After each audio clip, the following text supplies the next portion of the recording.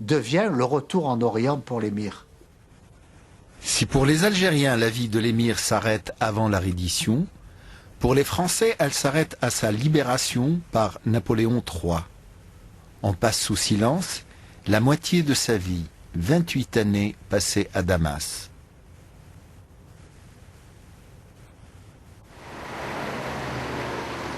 Je me rends alors à Damas, la fameuse perle d'Orient. Quand l'émir arrive à Damas, la Syrie est une province de l'Empire ottoman. Mais pourquoi a-t-il choisi Damas? Damas, c'est la ville où son maître spirituel Ibn Arabi avait trouvé refuge quand il fut chassé d'Andalousie au XIIe siècle.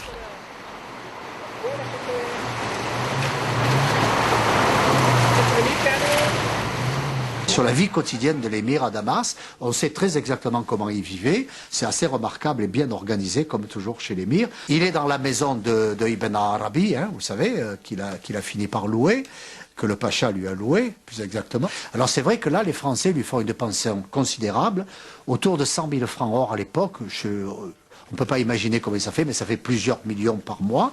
Mais il faut comprendre qu'il a autour de lui à peu près 180 personnes de la famille, et il a environ 2000 personnes à sa disposition, à son service, soit comme garde du corps, soit comme fermier, soit comme employé. Et petit à petit, il va arriver 10 à 15 000 Maghrébins, Algériens et Tunisiens, à Damas. Il se lève un petit peu avant le Fajr, avant la première prière, parce qu'il fait de la méditation avant la prière. Après, j'allais dire, il déjeune un peu avec les enfants, il ne s'occupe pas extraordinairement des enfants. À cette époque, il a entre 5 et 6 femmes, puisqu'il y en a une qui est morte en France, et il y a pas mal d'enfants. Il commence, le premier cercle de ses élèves arrive. Il a un cercle d'élèves particuliers avec qui il fait quelque chose de très précis. Il commente les Futuhat el-Mekki. C'est à partir des notes de ces élèves-là qu'on va avoir le texte du Kitab al-Mawaqif.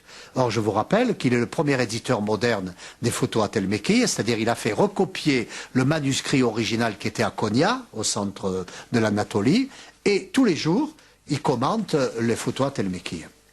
Après, il appelle ses secrétaires syriens et il dicte sa correspondance. Dans cette période, il écrit entre 50 et 60 000 lettres à tout le monde.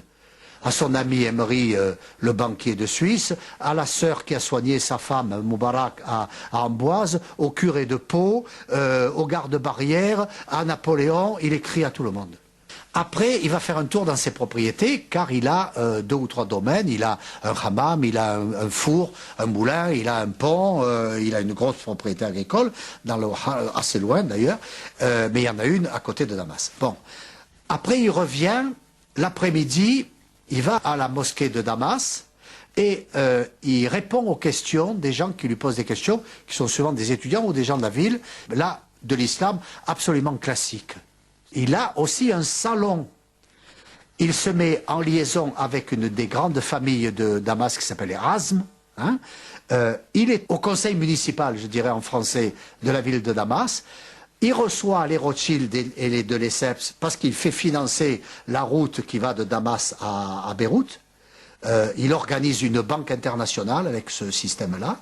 Donc une activité à la fois très religieuse, agricole, économique et en même temps politique. Les gens m'indiquent une ruelle où se trouvaient les appartements de l'émir. Pour la première fois, je sens qu'il n'est pas loin, qu'il est toujours là, derrière ces hauts murs qui n'ont pas bougé depuis des siècles. Je me suis dit, si je frappe à cette porte, c'est l'émir qui va ouvrir. Mais la première porte ne s'ouvre pas.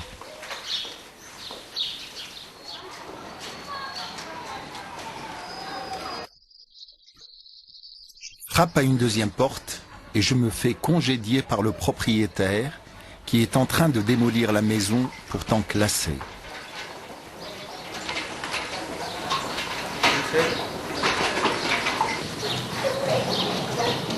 Mais je suis décidé à frapper à toutes les portes.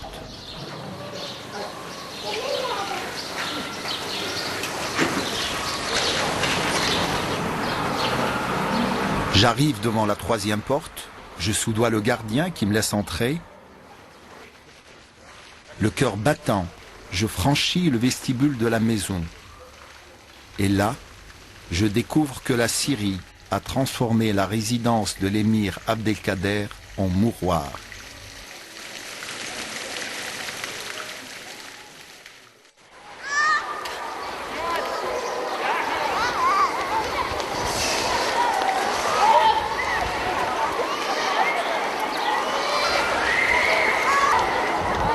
Je reste un long moment à reprendre mes esprits à la mosquée des Omeyyades. Cette mosquée, faite d'un temple païen et d'une basilique chrétienne. Je reste là, à lire ces pages de l'émir. Aujourd'hui, l'humanité se déchire. Chacun cherche à faire prévaloir son Dieu sur celui de l'autre. Mais le véritable amour est au-delà de toutes les religions. L'émir poursuit, si on m'écoutait, je pourrais réconcilier juifs, chrétiens et musulmans.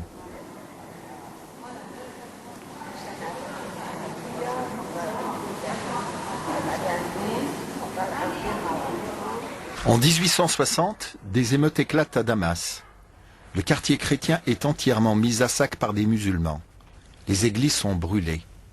L'émir lève alors une armée parmi les réfugiés algériens. Il sauve du massacre des milliers de chrétiens. Ce geste lui vaut de rentrer dans la légende. Le pape, les rois d'Europe, le président des États-Unis le couvrent de décorations.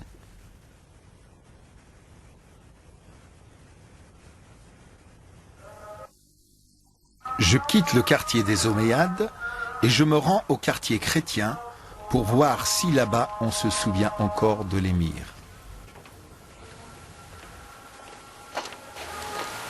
من هناك كان عادي لا مو هناك لا امبارح تحط خط من هون لا نفس السيارة حتى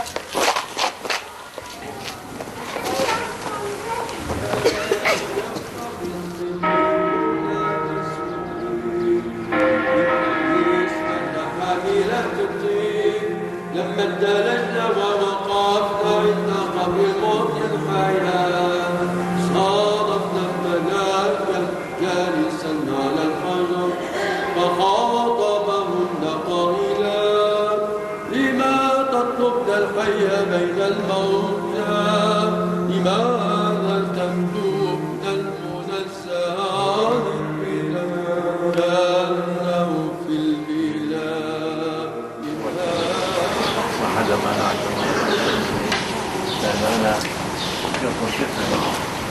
Les chrétiens du temps des Turcs n'avaient pas le droit de marcher sur le trottoir ici à Damas. Ils devaient marcher avec les animaux au milieu de la rue. Ils étaient obligés de mettre un habit spécial pour dire que voilà un chrétien, vous pouvez faire ce que vous voulez avec lui. Nous n'avions pas le droit de monter à cheval, pas même un mulet. C'était comme ça la mentalité turque, ce n'est pas la mentalité syrienne.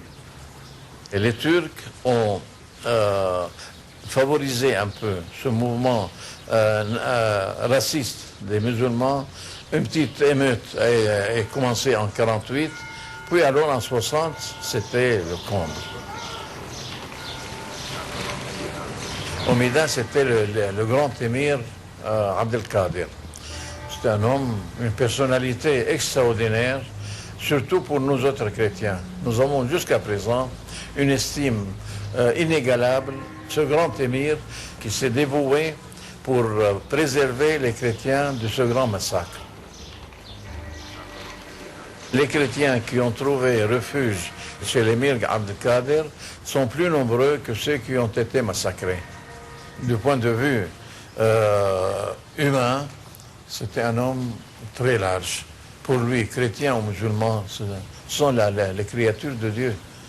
Et il ne pouvait pas, tout en étant musulman, parce que tous les musulmans ne sont pas contre les chrétiens. Au contraire, nous nous entendons. Lui, il était le grand champion de cette entente islamo-chrétienne. Il n'y a pas une maison chrétienne qui entendait Abdelkader, alors on se tient debout pour dire, voilà un grand homme. Napoléon III, toujours subjugué par l'émir, lui propose alors de prendre la tête d'un empire arabe d'Orient, libéré de l'occupation ottomane. Mais l'émir refuse. Après avoir décliné un empire, il prend le chemin de la Mecque où il va séjourner durant 2 années. Mais cette retraite ne l'éloigne pas pour autant des choses de son temps. Il déploie une énergie extraordinaire pour défendre le projet du canal de Suez que porte son ami Ferdinand de Lesseps. Passionné par les inventions techniques, il se rend à Paris pour visiter l'exposition universelle et séjourne en Angleterre.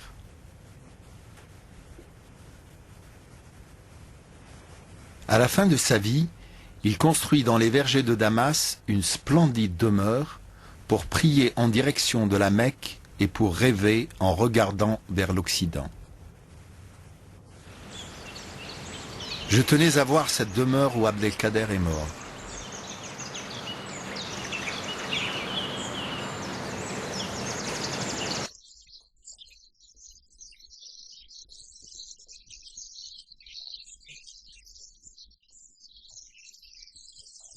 Ce désastre, j'en arrive à me demander si ce n'est pas la pensée de l'émir elle-même qu'on serait en train de démolir en terre arabe. Je me dis que ce n'est pas la trace de l'homme qu'on brise, mais c'est plutôt son rêve de tolérance, son rêve de modernité qu'on laisse tomber en ruine en terre d'islam.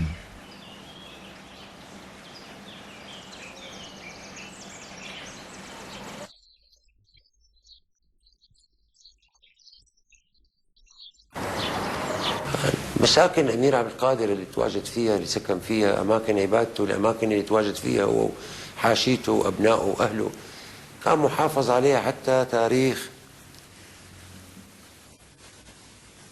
ذهاب الرعيل الثاني لمن بعد أبناء عبد القادر، يعني أحفاده.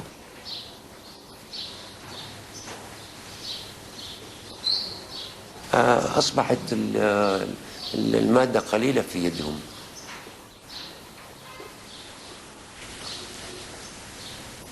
حتى من الأمور المادية الصعبة والظروف اللي عانوا منها باعوا أشياء ورثوها عن الأمير عبد القادر.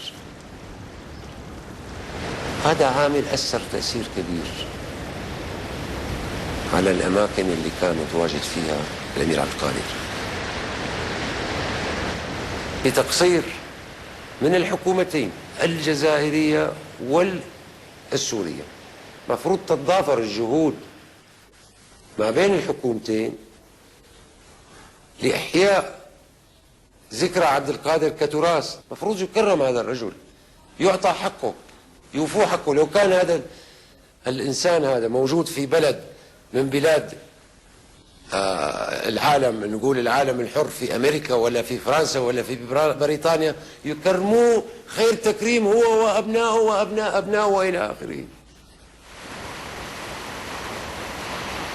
Il me reste une zone d'ombre à élucider dans la vie de l'émir, sa relation avec la franc-maçonnerie.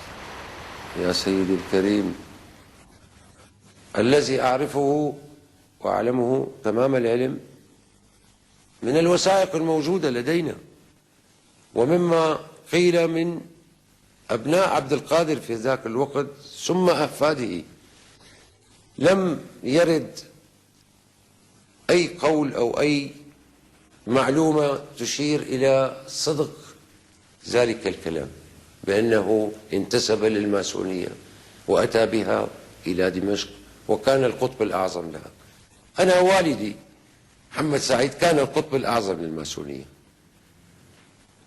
وهذا معروف، كان القطب الأعظم للمحفلين السوري واللبناني، ولدي ما يثبت ذلك، ولدي وثائق تشير بأن عبد القادر لا يعلم عن الماسونية شيء. Les lettres et la preuve en sont aux archives d'Aix-en-Provence. Il y a les documents authentiques. Donc, resituons les choses calmement. Dans le contexte de cette époque, Abdelkader a besoin d'alliés en Occident parce qu'il pense l'Occident nous apporte la technologie, l'Orient apporte la spiritualité. Eh bien, pour lui, un des vecteurs possibles de cet échange, c'est l'Église catholique avec Monseigneur Dupuche, le dialogue islamo-chrétien, et c'est la maçonnerie.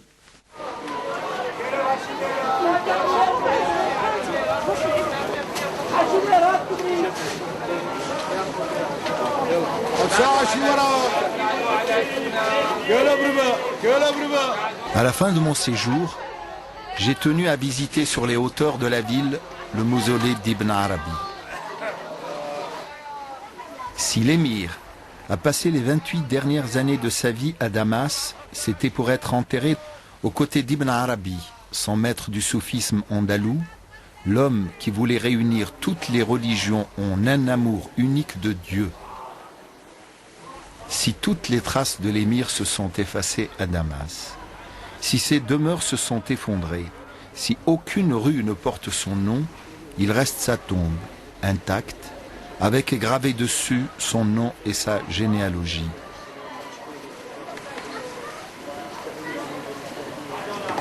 Mais la tombe est vide.